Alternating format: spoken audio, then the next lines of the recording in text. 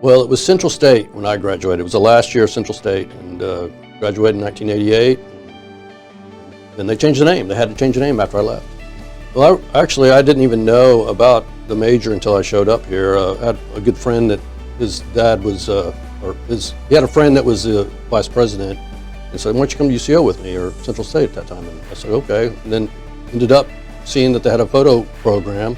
Got a job at Photographic Services my sophomore year, because I had spent a year at TCC in Tulsa, and then it just, it worked out. I mean, it was like, oh my gosh, this is what I love to do, and it's right here. So, well, I mean, probably most people will say the Oklahoma City bombing, because a lot of the kids that died there were my kids' age, and so it put me in their shoes, the parents' shoes, and it was really hard.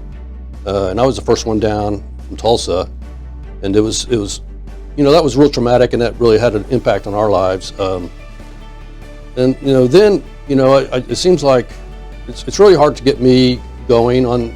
I don't get very excited very often. So a lot of the stories are just stories, but meeting the people is what I've really liked. I've met so many different people that have given me access to different things in life, and it's just, to me, that was more impactful than any one story, really, because yes, I've gone to different countries and covered. We went to Nicaragua, and they had a huge mudslide that wiped out a town, and I was able to go cover that, and it was very impactful too.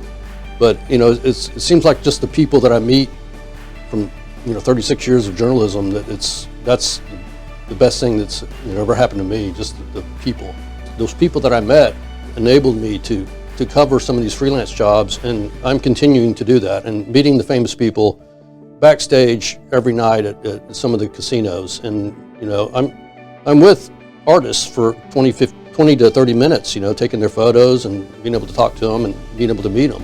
So again, photography has generated different avenues in my life, and I think that's what photography and journalism, I'm still doing journalism, and it's really opened up the eyes of myself.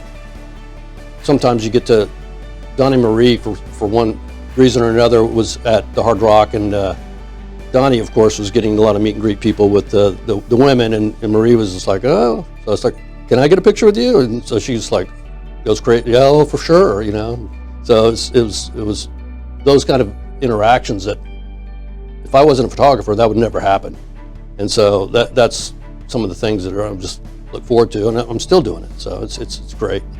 Woody Gaddis and Mark Hannibit are two people I would like to thank, and Denny Hall. I mean, some of the instructors here were outstanding, but Woody was a person that got me into Tulsa World. And Dan Smith, who was a photographic service director here for years, I worked for him for 3 years, and he taught me the minutia of photography. He taught me a lot of the details in journalism and in just covering photos and shooting photos.